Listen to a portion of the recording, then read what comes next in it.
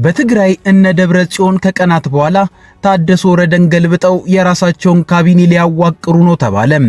ይህም በጠቅላይ ሚኒስትር አብይ አህመድ ከሚመራው የፌዴራል መንግስት ጋር አዲስ የጦርነት ፍጥጫን ይፈጥራል ተብሎ ተሰክቷል። በዋይት ሃውስ የዘጋቢዎች የራት ግብዣ ላይ ተኩስ የከፈተው ግለሰብ ፕሬዝዳንት ዶናልድ ትራምፕን የመግደል ዓላማ እንደነበረው ተረጋገጠ። ጤና ይስጥልን ኢትዮ ፍሮንቶች ነን። አብራችሁ ስትቆዩ እነዚህን ጉዳዮች በስፋትና በጥልቀት በመረጃና ትንታኔ ትሰማላችሁ። እስከዛው ቻናላችንን ሰብስክራይብ፣ ላይክ እና ሼር እያደረጋችሁ አብራችሁን ቆዩ።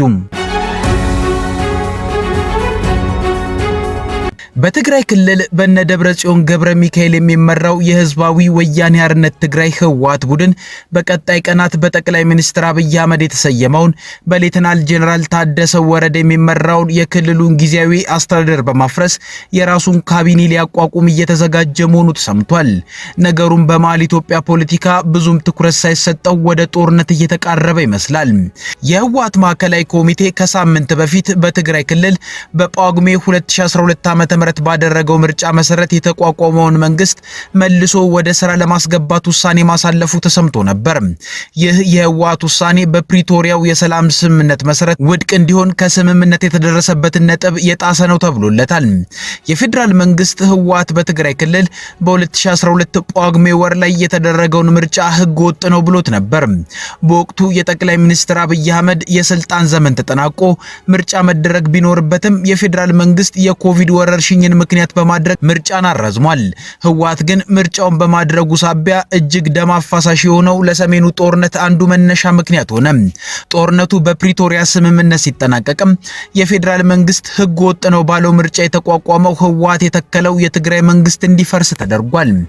እንግዲህ ህወሓት ይህን መንግስት ነው መልሶ ለማቋቋምና ካቢኔ ለመሰየም እየተዘጋጀ ያለው። ከመቀሌ እየተሰሙ ያሉ መረጃዎችም አስፈሪ እየሆኑ ነው። አርሚ 22 የሚባለውና በኮሎኔል ገብረስላሴ በላይ የሚመራው ወታደራዊ አደረጃጀትም የሌተናል ጄኔራል ታደሰ ወረደን ጊዜያዊ አስተዳደርን ለማፍረስ ኃላፊነት ተሰጥቶት እየተንቀሳቀሰ ነው የሚሉ ጠንከር ያሉ መረጃዎች እየተሰሙ መሆኑን በሳምንት 2 ጊዜ በአማርኛ የሚታተመው ሪፖርተር ጋዜጣ በሰፊው ባተተው ዘገባ ላይ አስቀምጧል። ለዚህ የህወሓት ተግባር የጊዜያዊ አስተዳደሩ ፕሬዝዳንት ሌተናል ጄኔራል ታደሰ ወረደ ተቃውሟቸውን ቢያሰሙም በኃይልና በመግለጫ አስተዳደራቸው እንደማይፈርስ ቢናገሩም ህወሓት ግን የጀነራሉ ንግግር ወደ ጎን በማለት ከ6 ዓመት በፊት ህገ ወጥ ነው ተብሎ በተነገረው ምርጫ የተቋቋመውን በኋላም በፕሪቶሪያው የሰላም ስምምነት የፈረሰውን መንግስት መልሶ የማቋቋሙ ስራ ላይ ተጠምዷል እየተባለ ነው። የትግራይ ጊዜያዊ አስተዳደር ፕሬዝዳንት ሌተናል ጄኔራል ታደሰ ወረደ ለአንድ ዓመት ተሰጥቷቸው የነበረው የአስተዳዳሪነት ጊዜ ተጠናቀቀው መጋቢት 30 ቀን 2018 ዓ.ም ነበር። የእሳቸው የአንድ ዓመት ጊዜ ሲያበቃ ጠቅላይ ሚኒስትር አብይ አህመድ የታደሰን ጊዜያዊ ፕሬዝዳንትነት በአንድ ዓመት አራዝሟል። ይህን ተከትሎም ሌተናል ጄኔራል ታደሰ ለአንድ ተጨማሪ ዓመት አስተዳደራቸው መራዘሙን ህወሓት በጽኑ ተቃውሟል። ከዚህ በፊት ጌታቸው ረዳ የትግራይ ክልል ጊዜያዊ አስተዳደር ፕሬዝዳንት እያለ ህወሓት ጌታቸው ተነስቶ ሌተናል ጄኔራል ታደሰ ወረደ እንዲተኩለት ጥያቄ አቅርቦ ነበር ይባላል። አሁን ደግሞ የታደሰ ወረደ የጊዜያዊ ፕሬዝዳንትነት ጊዜ በአንድ ዓመት ሲራዘም ህወሓት የዚህ ውሳኔ ተቃዋሚ በመሆን ህገ ወጥ ነው በተባለው ምርጫ ያቋቋመውን መንግስት መልሻ አቋቁሜ ካቢኔም ልመሰረት ነው እያለ ነው። ብዙዎች የሰሜኑን ጦርነት በዋነኝነት አስነሳው የተባለውን የህወሓት የተናጠል ምርጫና እሱን ተከትሎ የተቋቋመውን መንግስት መልሶ ወደ ስራ ማስገባት የፕሪቶሪያውን ስምምነት በመጣስ መልሶ ጦርነትን እንደማወጅ ነው ብለዋል። እርግጥ አንዳንዶች የፕሪቶሪያው ስምምነት ራሱ እስካሁን ህልውናው አለ ወይ የሚል ጥያቄን ያነሳሉ። ህወሓት በተደጋጋሚ የፌዴራል መንግስት የትግራይ ክልል አካል የነበሩትን ራያና ወልቃይትን ያስመልስ፣ ተፈናቃዮች ወደ መኖሪያ ቀያቸው ይመለሱ፣ የኤርትራ መንግስትም የተቆጣጠራቸውን የትግራይን ቦታዎች ያስለቅቅ የሚልና የበጀት ጥያቄን ያነሳል። የፌዴራል መንግስት ደግሞ ህወሓት ተፈናቃዮችን የፖለቲካ መጠቀሚያ አድርጓል ብሎ ይከሳል። የኤርትራ መንግስት ይዟቸዋል የተባሉ የትግራይ ክልል ሰፈሮችን አስመልክቶ ደግሞ በጊዜ ሂደት የተለያዩ ምላሾችን ሲሰጥ ተደምጧል። በአንድ ወቅት ጠቅላይ ሚኒስትር አብይ አህመድ በቤተ መንግስታቸው ከትግራይ ክልል ከመጡ ተወካዮች ጋር ባደረጉት ውይይት የኤርትራ መንግስት የተቆጣጠረውን የትግራይ ክልል መሬትን ለምን የፌዴራል መንግስት አያስመልስም የሚል የሚል ጥያቄ ሲነሳላቸው ጠቅላይ ሚኒስትሩ የኤርትራ መንግስት በአልጀርስ ስምምነት ከተፈቀደለት መሬት ውጭ ከወሰደ ንገሩኝ ሲሉ ነበር ምላሽ የሰጡት። ከ3 ወር በፊት ግን የኤርትራና የኢትዮጵያ መንግስታት መጎራበጥ በስቶ ለጦርነት ሲቃረቡ የውጭ ጉዳይ ሚኒስትሩ ጌዲዮን ጢሞቴዎስ ለኤርትራው አቻቸው ኦስማን ሳላ በጻፉት ደብዳቤ የኤርትራ መንግስት ከተቆጣጠራቸው የኢትዮጵያ ሉዓላዊ ግዛቶች ለቆ ይውጣ ብለዋል። ነገሮች እየተወሳሰቡም የፕሪቶሪያው የሰላም ስምምነት ችግር ውስጥ ገብቶ የኤርትራ መንግስት ከትግራይ ክልል ይውጣ ሲል የነበረው ህወሓት ከኢሳያስ አፈወርቂ መንግስት ጋር ጽምዶ የሚል ጥምረት ፈጥሮ ከጠቅላይ ሚኒስትር አብይ አህመድ መንግስት ጋር ለመዋጋት ወታደራዊ ትብብር ማድረግ ጀምሯል መባል ጀመረም። በዚህ ጥምረት ውስጥ ደግሞ በአማራ ክልል በስፋት የሚንቀሳቀሰው ጸረ አብይ አህመድ መንግስት አቋም ያለው የፋኖ አደረጃጀትም አለ ይባላል። እነዚህ ሶስት አካላት በኦሮሚያ ክልል የትጥቅ እንቅስቃሴ ከሚያደርገው የኦሮሞ ነጻነት ጦር ጋር ሆነው በሱዳን ካርቱም ተገናኝተው ተደጋጋሚ የትብብር ምክክር አድርገዋል የሚሉት ጠንካራ መረጃዎችም ይደመጣሉ። የጠቅላይ ሚኒስትር አብይ አህመድ መንግስት የኤርትራ መንግስት የኢትዮጵያን የባህር በር ይመልስ በሚል ከአስመራ መንግስት ጋር ጦርነት ውስጥ ሊገቡ ተቃርበው በመካከለኛው ምስራቅ ኢራን፣ እስራኤልና አሜሪካ ጦርነት በመቅጠማቸው የሰሜኑ የኢትዮጵያ ውጥረት ረግቧል። ሆኖም በእነዚህ ጊዜያት ውስጥ በህወሓትና ሻዕቢያ የሚደረጉ እንቅስቃሴዎችና ትብብሮች አለመቆማቸውን የሚነገረው አሁን ላይ ህወሓት ጠቅላይ ሚኒስትር አብይ አህመድ ያቋቋሙትን የትግራይ ጊዜያዊ አስተዳደርን አፍርሶ የራሱን ካቢኔ ሊተካ ጥቂት ቀናትን እየቆጠረ ባለበት ጊዜም ከ2 ሳምንት ወዲህ ሰፊ ወታደራዊ እንቅስቃሴን በማድረግ የትግራይ ክልል ከአማራ ክልል ጋር በይገባኛል የሚወዛግብበት ራያ ውስጥ በኃይል ገብቷል የሚሉ መረጃዎች ተሰምተዋል። ከቀናት በፊትም የህወሓት ኃይሎች አበርገሌ የሚባል አካባቢን ተቆጣጥረዋል የሚሉ መረጃዎችም ተሰምተዋል። ለሪፖርተር ለደህንነታቸው ሲባል ስማቸው እንዳይጠቀስ ተብሎ አስተያየታቸውን የሰጡ ሰዎች እንደሚሉትም ህወሓት አላማጣ ድረስ እያደረገው ባለው እንቅስቃሴ የፋኖ ኃይሎች አብረውት እንዳሉና የኤርትራ ታርጋ የለጠፉ ተሽከርካሪዎችም ይታያሉ ብለዋል። ይህም የኤርትራ መንግስት የት ድረስ በኢትዮጵያ ውስጣዊ ጉዳይ ላይ እየገባ እንደሆነም ያሳያል። የአካባቢው ነዋሪዎች እንደሚሉትም በህወሓት ኃይሎች በፋኖና በኤርትራ በጥምረት እየተደረጉ ያሉ እንቅስቃሴዎች ሙሉ ለሙሉ በሚባል ደረጃ ከጠቅላይ ሚኒስትር አብይ አህመድ መንግስት ጋር ለመዋጋት የሚደረግ የጦርነት ዝግጅት ነው የሚመስለው። ከወዲሁ ነዋሪዎችም ቀያቸውን ጥለው እየተሰደዱ ነው። ሆኖም በጠቅላይ ሚኒስትር አብይ አህመድ መንግስት በኩል ህወሓት የታደሰ ወረደን ጊዜ አስተዳደርን አውርዶ በራሱ ካቢኔ ለመተካትና እየተደረጉ ባሉ ወታደራዊ እንቅስቃሴዎች ዙሪያ ጠንከር ያሉ ምላሾችን ከሰሞኑ ሲሰጡ አልተሰሙም። የዚህ ምክንያት ጊዜን ታሳቢ ያደረገ ይሁን አይሁን ግን ግልጽ አይደለም። በህወሓትና አጋሮቹ በኩል ያለውን ስሌት አስመልክቶ ግን የሚነሱ ጉዳዮች አሉ። እርግጥ በህወሓት በኩል ትግራይ ውስጥ ያሉት አጠቃላይ ሁኔታዎች የመስተካከላቸው ድል አነስተኛ ነው ብሎ በማሰብ በተስፋ መቁረጥ የተደረገ እንቅስቃሴ ነው የሚሉ አሉ። ከበጀትም ትግራይ የይገባኛል ጥያቄን ከምታነሳባቸው ግዛቶች አንጻርም ሆነ ተፈናቃዮችን ከመመለስ አንጻር ያሉ ስራዎች በህወሓትም ሆነ በፌዴራል መንግስት ጥፋቶች ብዙም ውጤት እያመጡ ባለመሆኑ ያለው ድል ወታደራዊ አማራጭን መጠቀም ነው የሚል ስሌት በህወሓት በኩል ሊኖር ይችላል። በሌላ በኩል ግን ህወሓት በጠቅላይ ሚኒስትር አብይ አህመድ የተሰየመውን የትግራይ ክልል ጊዜያዊ አስተዳደርን በማፍረስ ጭምር ሌሎች ትንኮሳዎችን የሚያደርገው ከእውነትም ለመዋጋት ሙሉ አቅም ኖሮት ሳይሆን የጠቅላይ ሚኒስትር አብይ አህመድ መንግስት ባሉ ዓለም አቀፍ ወቅታዊ ሁኔታዎች ሳቢያ መዋጋት አይችልም በሚል አጋጣሚውን በመጠቀም የትግራይ ክልል አስተዳደርን ለመቆጣጠርና ሌሎች ፍላጎቶቹን ይህን እድል በመጠቀም ሊያሳካ ነው የሚሉም አሉ። በመካከለኛው ምስራቅ ተነስቶ በነበረው ጦርነት ሳቢያ ኢራን የሆርሙዝ ሰርጥን በመዝጋቷ ከፍተኛ የነዳጅ እጥረት ውስጥ ከገቡ ሀገራት ውስጥ ኢትዮጵያ ቀዳሚዋ ነች። ጦርነት ደግሞ በእጅጉ ነዳጅን የሚበላ ነው።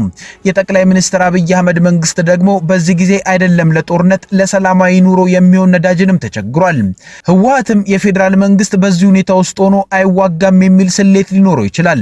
በሌላ በኩል የኢራኑ ጦርነት የጠቅላይ ሚኒስትር አብይ አህመድ መንግስት ወዳጅ የሆነችው የተባበሩት አረብ ኤሚሬትን በእጅጉ ጎድቷታል። ይህች ለጠቅላይ ሚኒስትር አብይ አህመድ መንግስት ወታደራዊ ድጋፍን ታደርጋለች የምትባለው ኤሚሬት አሁን ላይ የዶላር እጥረት ስጋት ውስጥ ገብታ አሜሪካንን ዶላርሽን በድርሃም ቀይርኝ እያለቻት ነው ይባላል። ስለዚህም የአብይን መንግስት በዚህ ጊዜ መርዳት ላትችል ትችላለች የሚል ግምት በህወሓት በኩል ተወስዶ ሊሆን ይችላል። ይህን አጋጣሚም ህወሓት ትግራይ ውስጥ የሚፈልጋቸውን ነገሮች ለማድረግ ሊጠቀምበት ይችላል የሚሉ አሉ። ቢሆንም ግን ቀጣይ ቀናት የሰሜኑ ኢትዮጵያ አንዳች ትኩሳት አዘል ነገርን ይዞ ብቅ ሊል ይችላል የሚሉ ስጋቶች አሉ። በዋይት ሃውስ የዘጋቢዎች የራት ግብዣ ላይ ተኩስ የከፈተው ግለሰብ ፕሬዝዳንት ዶናልድ ትራምፕን የመግደል ዓላማ እንደነበረው ተረጋገጠ። ከፕሬዝዳንቱ በተጨማሪ ሌሎች ባለስልጣናትም የግድያው ኢላማ ነበሩ ተብሏል። የአሜሪካ ጠቅላይ አቃቢ ሕግ ቶድ ብላንቼ በዋይት ሃውስ ዘጋቢዎች የራት ግብዣ ላይ ተኩስ የከፈተው ተጠርጣሪ ምርመራ እንደቀጠለ መሆኑን ገልጿል። ነገር ግን የመጀመሪያ ደረጃ ግኝቶች ኢላማ ያደረገው የአስተዳደሩን ባለስልጣናት እንደሆነና ይህም ፕሬዝዳንቱንም ሊያካትት እንደሚችል እንደሚያሳዩም ተናግረዋል። ጠቅላይ አቃቢ ሕጉ ለኤንቢሲ እንደተናገሩት መርማሪዎች ተጠርጣሪው መሳሪያውን የገጣጠመው በሆቴሉ ውስጥ ነው የሚለውን እያጣሩ መሆኑንም አስታውቀዋል። ሆኖም ተጠርጣሪው ብዙም ርቀት መሄድ አልቻለም ነው ያሉት። በጣም በትንሹ ነው ደህንነቶችን ያለፈው ያሉት ብላንቼ ተጠርጣሪው ከሎስ አንጀለስ ወደ ቺካጎ እናም ወደ ዋሽንግተን በባቡር ተጉዞ ሊሆን ይችላልም ብለዋል። ጠቅላይ አቃቢ ሕጉ ተጠርጣሪው ላይ ሰኞ ክስ እንደሚመሰረትም አረጋግጧል። ብላንቼ ከሲቢኤስ ጋር በነበራቸው ቃለ ምልልስ ወቅት ተጠርጣሪው ለመርማሪዎች ትብብር ለማድረግ ፈቃደኛ ሳይሆን መቅረቱን ተናግረዋል። የዋይት ሃውስ ዘጋቢዎች የራት ግብዣ አዳራሽ ላይ ጥቃት ለማድረስ የጦር መሳሪያና ቢላዋ ይዞ የገባው ግለሰብ በአገሪቱ የጸጥታና ደህንነት ባልደረቦች በቁጥጥር ስር መዋሉ የሚታወስ ነው። ዋነኛ የጥቃቱ ኢላማ የነበሩት ፕሬዝዳንቱ ምንም ጉዳት ሳይደርስባቸው በፍጥነት ከአዳራሹ ወጥተዋል። እንግዶች ጠረጴዛ ስር የተሸሸጉ ሲሆን አንዳንዶቹ ዝግጅቱ ከተካሄደበት የዋሽንግተን ሂልተን ሆቴል ውጭ የተኩስ ድምጽ እንደሰሙ ተናግረዋል። አንድ የፖሊስ አባል በዚሁ ግለሰብ ጥቃት ቢከፈትበትም የጥይት መከላከያው አድኖታል። ትራምፕ የታመመ ሰው ሲሉ የገለጹት ተጠርጣሪው የ31 ዓመቱ ኮል ቶማስ አለን ሲሆን የቶረንስ ካሊፎርኒያ ነዋሪ እንደሆነ ሁለት የህግ አስከባሪ ባለስልጣናት ለኤፒ ተናግረዋል። ተጽዕኖ ስታሳድር ይከተሉሃል፣ ተጽዕኖ በማትፈጥርበት ጊዜ ይረሷል ሲሉ ትራምፕ ከጥቃቱ ከ2 ሰዓታት በኋላ በዋይት ሃውስ ተናግረዋል። ግለሰቡ ጥቃቱን ብቻውን መፈጸሙንና ሌላ ሰው አብሮት አለ ብሎ ለማመን ምንም ምክንያት የለም ሲሉ የዋሽንግተን ከንቲባ ሙሪየል ቦሰር ገልጸዋል። ትራምፕ በማህበራዊ ሚዲያ ገጻቸው ላይ በለጠፉ ቪዲዮ ተጠርጣሪው የደህንነት መከላከያዎችን አልፎ ሲሮጥና የደህንነት አባላት ሲከተሉት ያሳያል። ግብዣውን እንደገና እናሰናዳለን ሲሉ የዋይት ሃውስ ዘጋቢዎች ማህበር ፕሬዝዳንት ዌጂያ ጂያንግ ተናግረዋል። የአሜሪካ ምክር ቤት የዴሞክራቲክ ፓርቲ መሪ የኒውዮርኩ ሐኪም ጄፍሪ በበኩላቸው በአሜሪካ የተከሰተው አመጽና ትርምስ ማብቃት አለበት ሲሉ ተናግረዋል። የትራምፕን ንግግርን ሲጠባበቁ የቆዩት በመቶዎች የሚቆጠሩ ታዋቂ ጋዜጠኞች፣ ታዋቂ ሰዎችና የሀገር መሪዎች ከአዳራሹ በፍጥነት እንዲወጡ ተደርጓል። የብሔራዊ ጥበቃ አባላት ሰዎች እንዲወጡ ቢፈቀድላቸውም ወዲያው ተመልሰው እንዲገቡ አላደረጉም። ከውጭ ላይ ያለው ደህንነትም እጅግ ጥብቅ እንዲሆን ተደርጓል። ለዓመታት የራት ግብዣው የተካሄደበት የሂልተን ሆቴል በግብዣው ሰዓት ለመደበኛ እንግዶችም ክፍት ሆኖ ቆይቷል። የራት ግብዣው የተካሄደበት አዳራሽ ግን ከፍተኛ ጥበቃ ቢደረግበትም ወደ እራት ግብዣው የማይገቡ ሰዎች ላይ ብዙም ፍተሻ አልተደረገም። ይህ አይነቱ ሁኔታ ባለፉት ዓመታት በመግቢያ አዳራሽና በሌሎች የህዝብ መሰብሰቢያ ቦታዎች የተቃውሞ ሰልፎችና ረብሻዎች እንዲፈጠሩ ምክንያት ሆኗል። ድርጊቱን ፈጽሟል የተባለው ግለሰብ አሉት የተባለው የሥራ ልምዶችና ግለሰባዊ ስብዕናዎቹ ትኩረትን እየሳቡ ነው። ተጠርጣሪው መምህር ሆኖ ያገለገለ የኮምፒውተር ሳይንስ ምሁርና በስነ ምግባሩ ምስጉን የነበረ መሆኑ የወጡ መረጃዎች ያሳያሉ። በአሜሪካ የቢቢሲ አጋር የሆነው ሲቢኤስ ተጠርጣሪው ስሙ ኮል ቶማስ አለን እንደሚባል ዘግቧል። የ31 ዓመቱ ተጠርጣሪ ቶረንስ በሎስ አንጀለስ ካሊፎርኒያ ነዋሪ ነው። ሲቢኤስ ግለሰቡ በቁጥጥር ስር ከዋለ በኋላ ለህግ አስከባሪ አካላት በትራምፕ አስተዳደር ውስጥ ያሉ ባለስልጣናትን ተኩሶ ለመምታት ፈልጎ እንደነበር መናገሩን ዘግቧል። ሲቢኤስ ምንጮችን ጠቅሶ እንደዘገበው ከ5 እስከ 8 ጊዜ ተኩሷል። በአካባቢው የሚገኙ የደህንነት ካሜራዎች ተጠርጣሪው የደህንነት አባላትን ሮጦ ሊያመልጥ ሲል ሲከተሉትም ያሳያል። ፖሊስ ከጥቃቱ በኋላ በሰጠው መግለጫ የደህንነት አባላትና ግለሰቡ መካከል የተኩስ ልውውጥ ነበር። የዋሽንግተን ጊዜያዊ የፖሊስ ኃላፊ ጄፍሪ ካሎር ተጠርጣሪው በጥይት እንዳልተመታ ገልጸው ነገር ግን ወደ ሆስፒታል ለተጨማሪ ምርመራ መወሰዱን ተናግረዋል። ተጠርጣሪው በዋሽንግተን ሂልተን ሆቴል እንግዳ እንደነበር የተገለጸ ሲሆን የጦር መሳሪያ ከበርካታ ቢላዎች ጋር ታጥቆ ነበር ተብሏል። ትራምፕ ለፕሬዝዳንትነት እየተወዳደሩ ባሉበትም ሆነ አገሪቱን እያስተዳደሩ በርካታ የግድያ ሙከራዎች ተደርጎባቸዋል። እንዲሁም ማስፈራሪያዎችም ደርሷቸው ያውቃል። እንደ አውሮፓውያኑ በሐምሌ ወር 2024 በፔንሲልቫኒያ የተፈጸመባቸው የግድያ ሙከራ ቀዳሚው ነው። በወቅቱ የምርጫ ተወዳዳሪ የነበሩት ትራምፕ መድረክ ላይ ንግግር በሚያደርጉበት ወቅት መሳሪያ የታጠቀ ግለሰብ ጣሪያ ላይ በመውጣት ተኩስ ከፍቶባቸዋል። በወቅቱ አንድ መንገደኛ የተገደለ ሲሆን ትራምፕም ጆሮአቸው ላይ ጉዳት ደርሶባቸው ነበር። የደህንነት አባላት የ20 ዓመቱ ተጠርጣሪን ቶማስ ኩክስ ላይ ተኩሰው ገድለውታል። ከጥቂት ሳምንታት በኋላም በመስከረም ወር በፍሎሪዳ በሚገኘው የትራምፕ የጎልፍ መጫወቻ ፕሬዝዳንቱን ለመግደል አቅዶ ነበር የተባለ ግለሰብ ከነመሳሪያው ተገኝቷል። አቃቢ ሕጎች ሪያን ሮት የተባለው ግለሰብ በጥሻ ውስጥ በፕሬዝዳንቱ ላይ መሳሪያ ከማነጣጠሩ አስቀድሞ ለሳምንታት ትራምፕን ለመግደል ሲያሴር ነበር ብለዋል። የደህንነት አባላት ሮት ከመተኮሱ በፊት ማየት በመቻላቸው በቁጥጥር ስር አውለውታል። ሮት ፕሬዝዳንቱን ለመግደል በመሞከር ጥፋተኛ ሆኖ በመገኘቱ በየካቲት ወር የዕድሜ ልክ እስራት ተፈርዶበታል። በየካቲት ወር የ21 ዓመቱ ኦስቲን ተከር ማርቲን በፍሎሪዳ በሚገኘው የፕሬዝዳንቱ መኖሪያ በመግባቱ ተተኩሶበት ተገድሏል። ፕሬዝዳንቱ በወቅቱ በመኖሪያ ቤታቸው አልነበሩም ተብሏል። ከኢትዮ ፍሮንት የዛሬው ጉዳዮቻችን እነዚህ ነበሩ። አብራችሁን ስለቆያችሁ እናመሰግናለን። ቻናላችንን ሰብስክራይብ አድርጉልን። መልካም ጊዜ